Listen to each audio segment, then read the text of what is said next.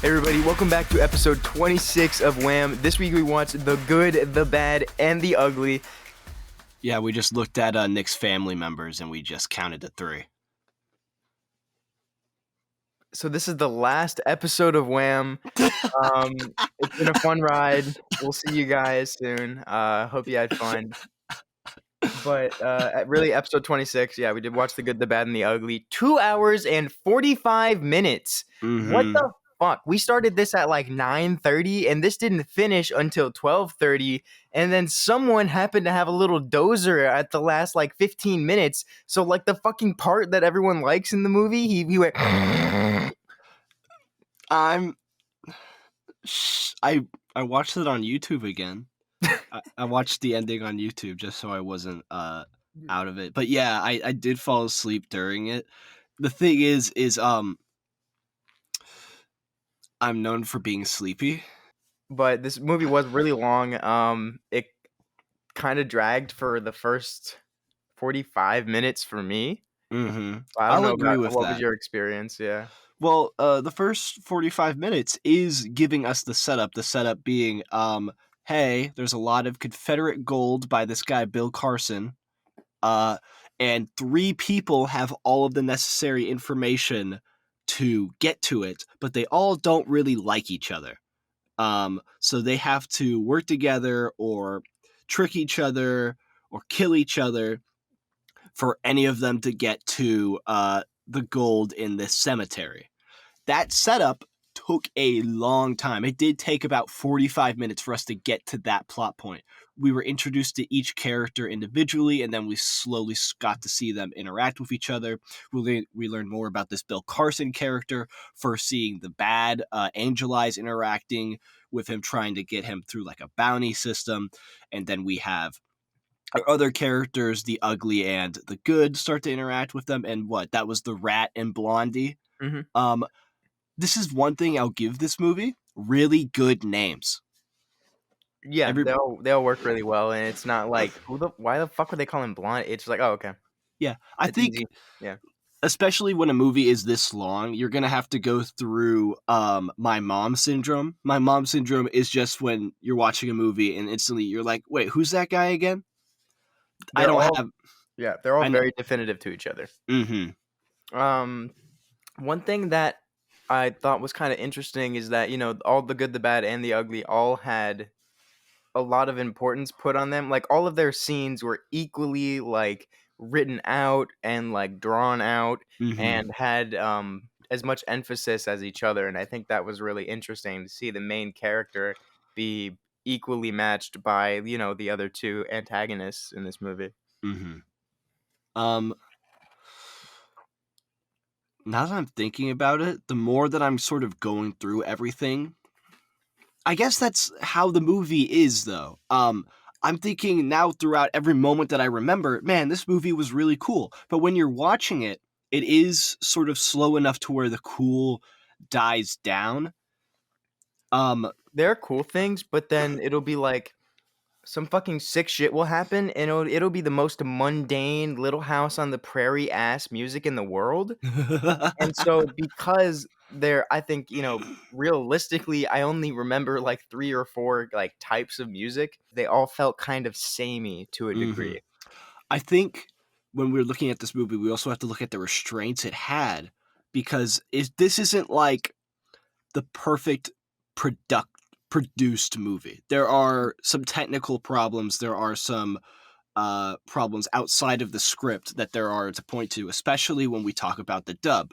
This is a spaghetti western. It was filmed in Italy, and some of the actors spoke in Italian and not in English, so it was dubbed later on for it to be said in English.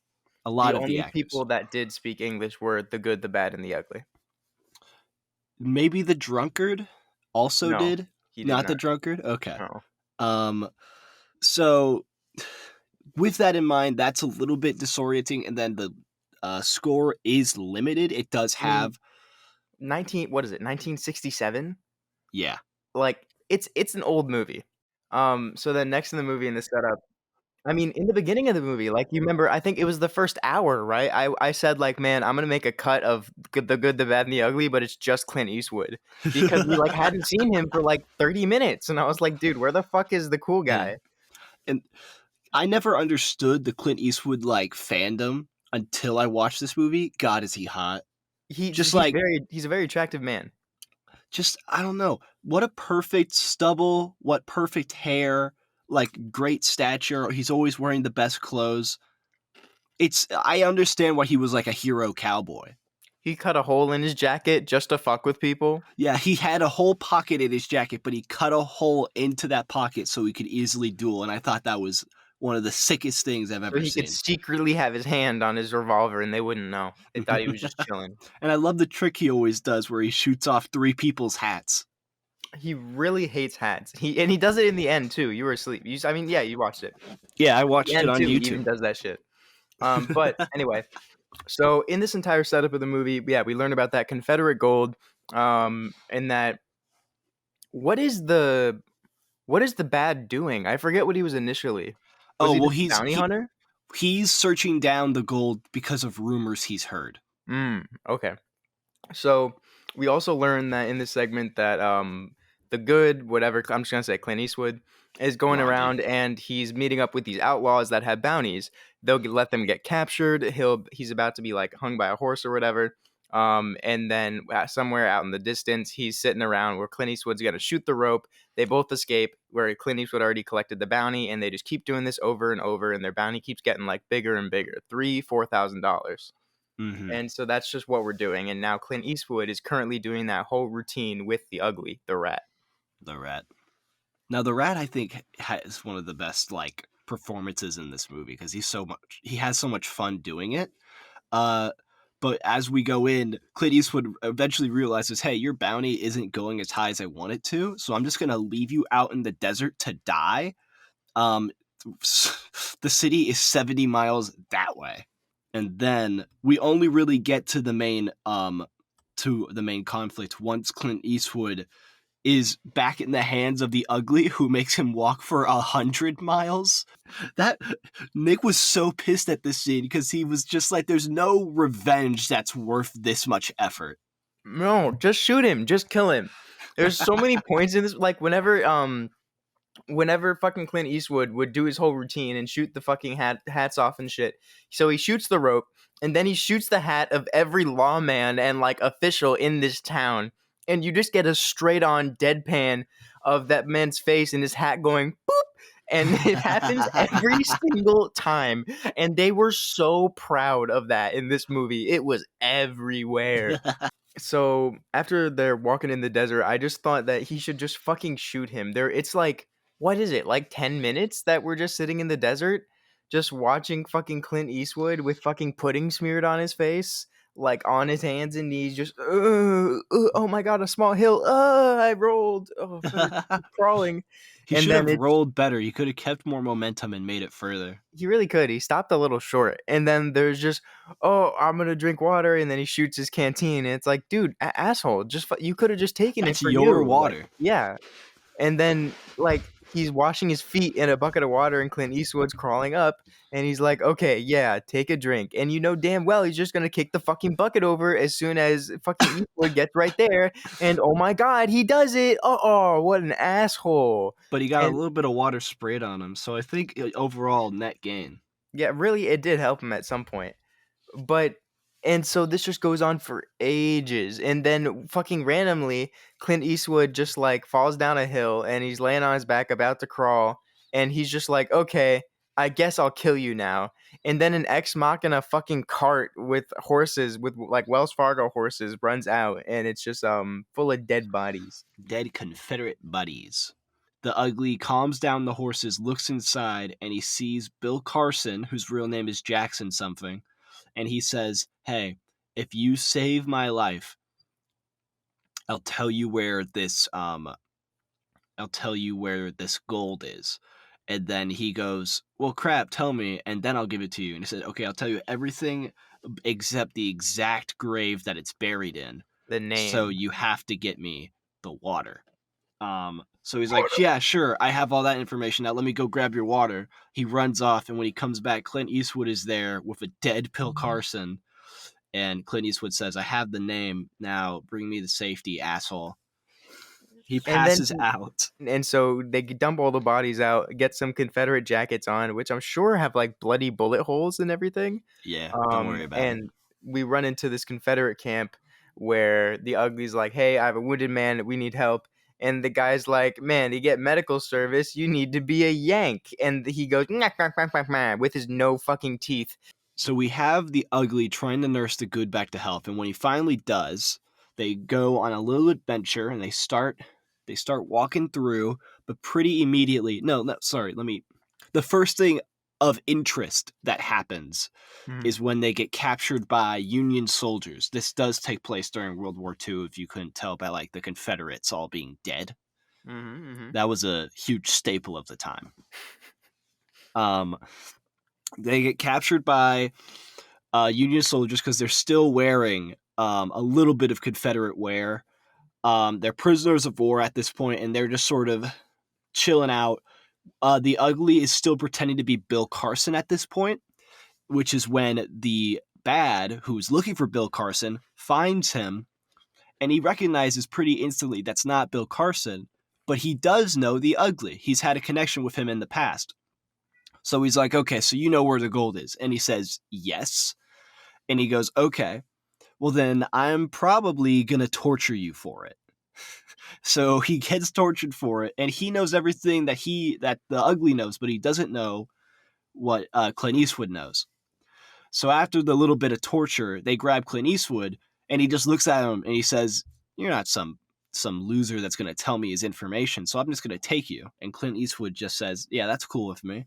So it's just like he took one look at this blonde dude and thought, man, you're too cool to be tortured. God, this guy would never break. Look at his jawline. There's no way. At this point, we disembark with the Good and the Bad, and we lose the Ugly for right now. Yeah, the furthest that I know going back into it is eventually we have the reunion of the Good and the Ugly, and they go back on their merry way back up to the back on the trail, and they think they're getting close. They're like, hey, I think we're almost there. And the second they say that, they look around and see the largest battlefield ever. I'm really impressed by that turnaround because it was hidden by like one bush. That one bush was putting in work for this movie. Like it's really insane the scale that they had in this, because every scene it's just really expansive, like wide, just fields and farmlands and shit. Like there's nowhere where the background's like just like a little shack or something. It's always rolling hills and green valleys.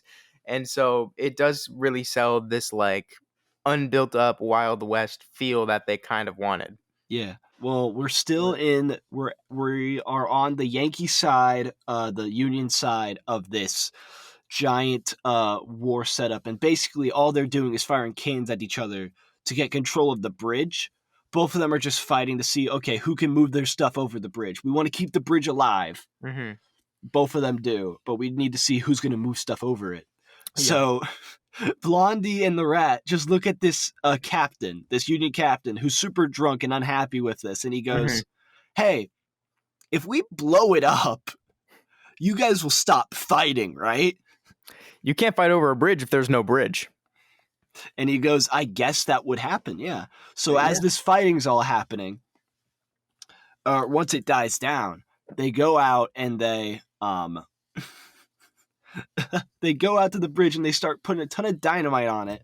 And that's when you get to see they're really close now because they exchange their secrets. The Ugly tells him what cemetery they're going to, and the Good tells him the name of the, well, quote unquote, tells him the name of the grave. But at this point, we're really starting to like see them as friends. And I really like that part of it because I like that there is some character dynamic shift in it. And it's not just, oh, we'll never trust each other.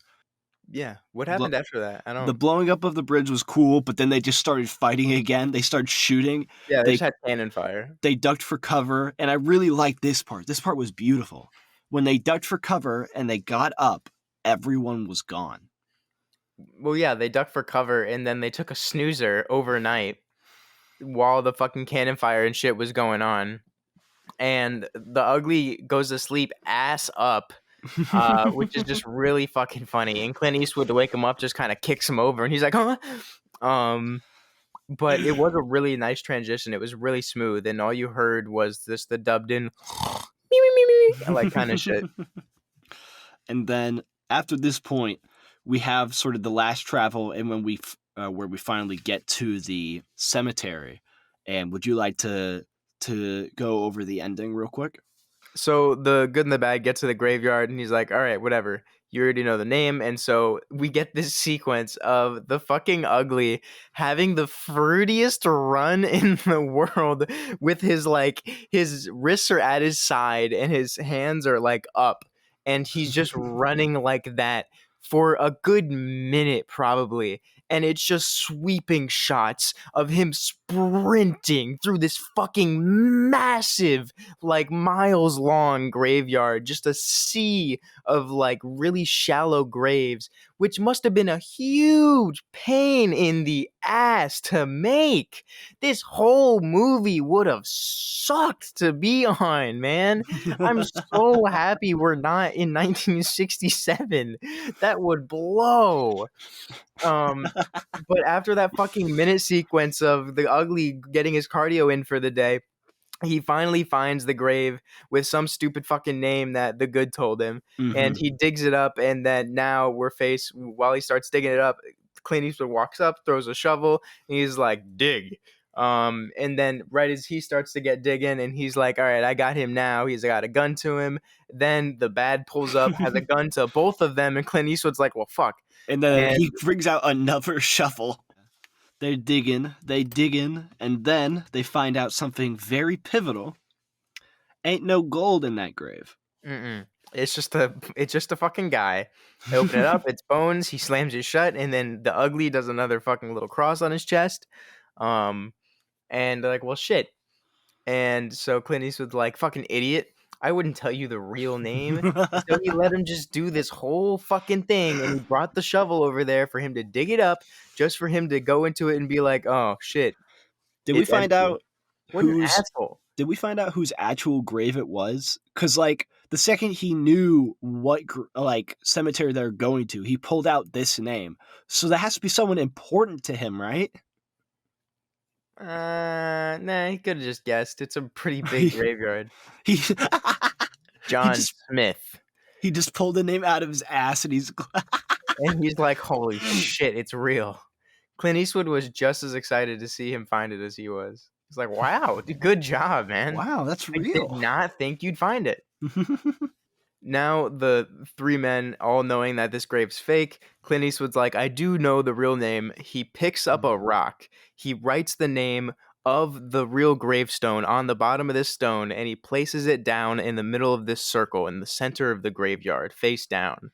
And the three men slowly back away and all have a Mexican standoff around the stone. The three of them, like in a triangle shape, staring each other down, all with their hands close to their revolvers, all twitching and all slowly inching, waiting for the other to move first. And we have this really long, drawn out sequence of them staring each other down, and it's really well done. All the shots are really nice. You see a very close up image of like all characters. You see all of them grimace and gristle, and the tension is really there. But I think it's a little long. Like Mhm. it is, like I said, this movie really wants you to know Clint Eastwood's a badass, and so all of these, "Oh, he's so tough, he's not even flinching" moments are just so long and drawn out that at a point it is just comedic. And I think that does take away from it to a degree. But either way, the men stand around the pavement in the Mexican standoff. Blondie kills the bad, and then Tuco turns and discovers that Blondie last night unloaded the gun. So the Ugly doesn't have any ammo in his gun, and he's fucked. He's just Damn. sitting there with his pants down. And so he tells the he tells the Ugly that the name of the grave is unknown, literally unknown. And Tuco's Oh. initially, they go to dig up the grave and he finds bags of gold. But then Blondie walks up and he holds him at gunpoint and he tells the Ugly to get into a hangman's noose under the tree where all the gold is now laying on the ground beneath him. Wow.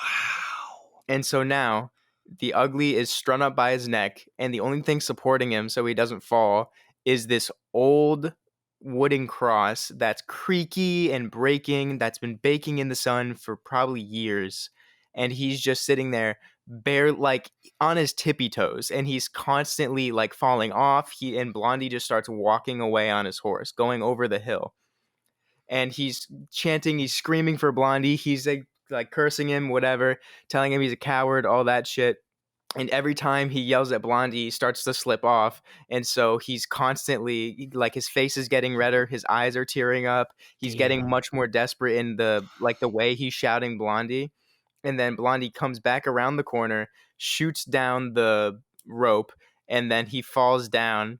And 1 second.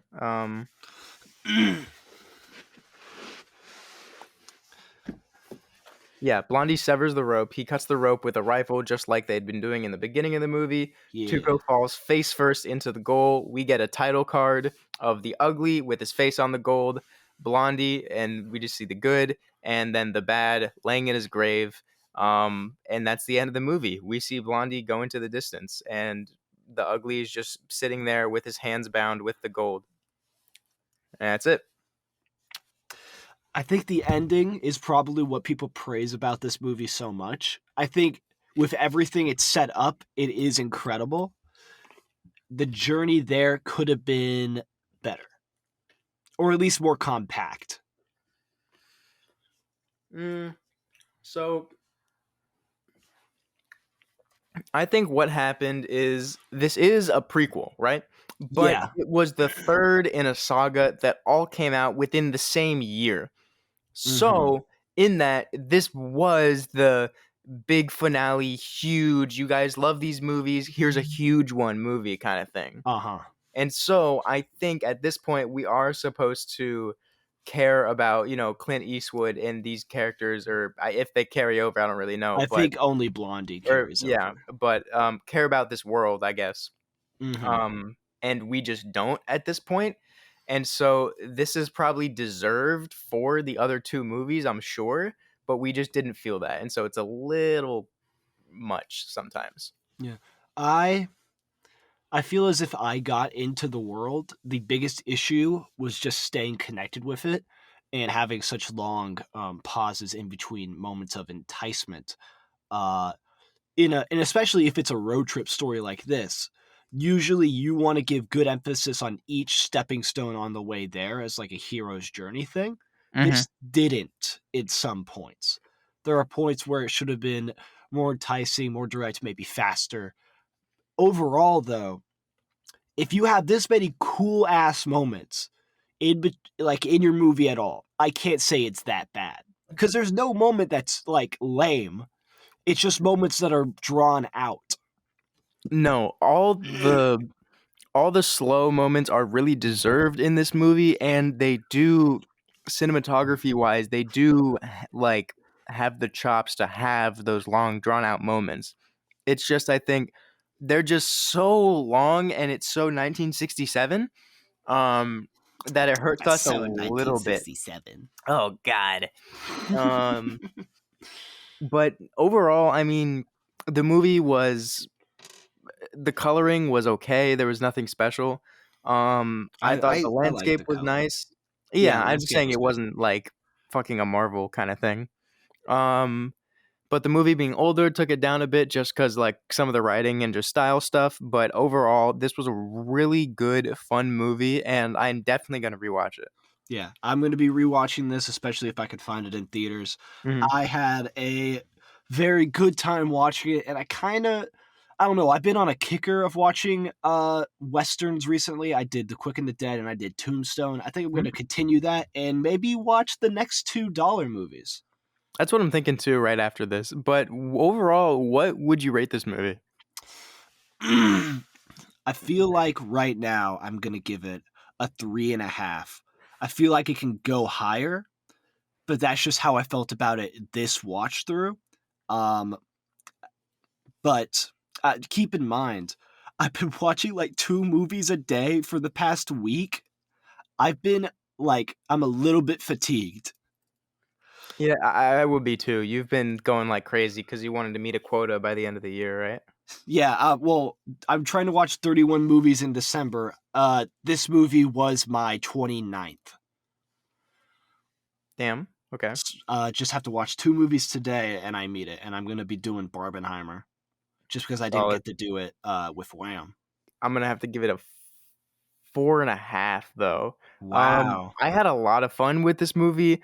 I really did enjoy the characters in the world, although the points, like I said, were drawn out that I didn't like. I think it really adds to the whole atmosphere, and so by the end of it, even though I didn't know this Blondie character being like, Spirit of the West as cool as he is, Rango, um, by the end of it, I think he was just a fucking shit. Like Clint Eastwood is awesome in this movie, and I never Mhm. really understood that, like you said earlier, up to this point. And so, like I said, 4.5, I think, for this movie. I really loved it. I speaking of Spirit of the West, the second he walked on and spoke, my first thought was literally, "Wow, that sounds exactly like Spirit of the West." Rango did great. Rango did great. Go watch Rango if you haven't. But anyway, instead of movie news this time, we're gonna be doing just our kind of favorite and least favorite movies 2023. Mm-hmm. And right after this ad segment, though. So Yeah. See my y'all bad. after. Here at WAM, we use this podcast as an artful avenue to blissfully and peacefully vent our fiery, unbridled rage buried deep, deep down. And now you can too. It's now super easy to record a podcast with Zencastr. Log in using your browser and start recording a high-quality podcast right away. Record studio-quality sound and up to 4K video with your guests. Feel a sense of zen, knowing Zencastr's multi-layered backups ensure you always have your recordings in the highest quality, even if the connection's unstable. If you've thought about podcasting before and realized that you need a lot of different tools and services, those days are over. With Zencastr's all-in-one podcasting platform, you can create your podcast all in one place and distribute to Spotify, Apple, and other major destinations. Go to zencastr.com/pricing and use our code WAMWAM and you'll get 30% off your first month of any Zencastr paid plan. We want you to have the same easy experience we do for all of our podcasting and content needs. It's time to share your story. I ended up making a list of 2023 ranked, and it's been pretty helpful just to remember what great movies I watched over. Mm-hmm. One of the top ones, or the top one right now, it's one I really hope you get to see. It should still be in theaters. The Iron Claw is at the top of my list right now. Wow. I really want to see the Iron Claw. I'm really interested in that movie. I'm really excited you've praised it so much, and I've been hearing really good stuff about it so Yeah. far. I think it's a lock-in that Zac Efron is going to get a Best Actor nomination, which really is surprising. I think the acting in that overall is unbelievable. Not only that, but just the energy revolving around it. It's I don't know, it's incredible to see like that grungy early wrestling era, to see like just how buff everybody is. Um, that's just a great like vibe to go into, and then switching that to see the story ahead of you, I Mhm. think is really impactful. What do you think your least favorite of 2023 would be? My least favorite of 2023, I actually reviewed on Wham with you. Oh my god. If any of you want to hear how painful it was, my least favorite film of the year was Spy Kids Armageddon. Man, that was shit. It was so bad. Yeah, that's pretty up there. Um And then after that, it was Paint, which we both mhm, saw but disconnected from each other. yeah. Um yeah, I think those are both really fair. Good and bad. Yeah. Um, Do yeah. what would your favorite of the year be? I think my favorite this year was really gonna be either like Oppenheimer or Dumb Money, actually. Really? I really enjoyed I had a lot of fun with Dumb Money by the end of it. No, I get that. Dumb Money was a Um, very fun ride. yeah, it was a very different movie. It was a movie about the stock exchange that Mm-hmm. I don't know anything about. I didn't go in expecting to love it, and I came out just loving the story and then the character and the narrative they kind of drew, and it felt like a very close movie in that they all kind of enjoyed at least making it. Mm-hmm. But then also Oppenheimer was just so beautiful and it was so well made and it was all practical. Mm-hmm. Um, so I'm really actually just torn between the two. But I think overall I'm gonna have to choose Oppenheimer because that movie is just fucking amazing. It's No, an I entire saga, and I could watch the whole thing on Twitter if I wanted to too, which is great. I But yeah, I have Oppenheimer in my 3 right now, but I think it's gonna go higher up once I watch it tonight. Um, just because that was a summer release, and the stuff that I have at the top of my list, I watched this December. that's fair. Um, But my least favorite is probably gonna have to be Napoleon, actually. really? Which I was just so disappointed with what Wow. Napoleon came out to be. Uh-huh. It was not advertised to be the movie that it ended up as. And I just think overall it was just kind of a disappointment on Joaquin Phoenix just seemed kind of jumpy in his role and his Mhm. playing of the character. And overall, I just that movie I left the theater in that movie feeling like I just didn't get the movie that I paid for kind of deal. I And get that that. was just disappointing to see. So that's probably gonna have to be my least favorite of this year. Man, I get that. Over Five Nights at Freddy's fort building montage. There was a third movie that came out during Barbie and Oppenheimer's release in theaters that no one talked about, but I think was just as good as them. It was What movie? it was Netflix's They Cloned Tyrone, starring Jamie Foxx and the guy from Star Wars, Bodega, I think his name is, or Mhm. Bodea. Bah. He I mean, this was an incredible movie.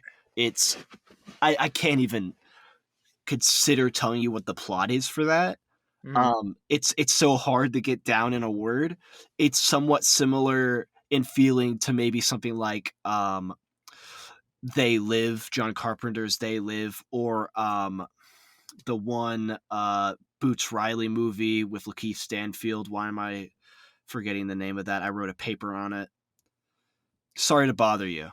I haven't watched that movie. I've really been looking at it though. I heard a lot about it, and they cloned Tyrone. They Clone Tyrone is a great watch for anybody who's just looking for anything easy to watch on Netflix. Such a fun time. It has a trio of characters, might be one of the best trios of actors I've ever seen. They work so seamlessly together. Um, a lot of fun, a lot of great acting performances. I'd recommend that. That's really fair. Overall, is there any movie you're excited to see in the next year? Oh yeah, Kingdom of the Planet of the Apes. That's like the number one one I'm looking forward to. I'm a sucker for the Planet of the Apes movies. Man, I sure watch them. I don't care about Monkey War. I'm sorry. I really don't. No, But I understand. yeah, I'm really excited for A Quiet Place Day 1 actually is going to be coming Huh. out late next year. Which is just because I always wanted to see how the whole fucking epidemic with the weird monster shit happened. Yeah. And I want to see people getting moitered by the monsters is really Moided. what it is. I want to see Mm. a ton of action, so I'm hoping that'll be cool. You think like you think people with like ice machines were the first ones to die? Like those external ice machines where they get the good like Sonic ice? Anyone with an air conditioner is fucked. As soon as they're like, okay, I think they're gone, and the thing, shit, then like they're fucked. They're screwed. Think about it. None of them can like vacuum. This is our 26th episode, which means we're done with half a year of Wham, and now we're going to be going into 2024 for the other half. I think it's been a very good year for us to start off on. I've had a lot of fun reviewing these movies. Mhm. And I'm really glad to announce that I will be doing a Wham spin-off show with me and a room full of sock puppets that I will be that I will be talking with. So that's been the episode of Wham. I hope you all enjoyed. I've had a lot of fun with this podcast, and I love recording it and doing these movies, and I hope those few that do listen really enjoy it. We hope you all enjoyed. This has been Wham. And you've been Wham. All right, we'll see you guys next year. Fuck you.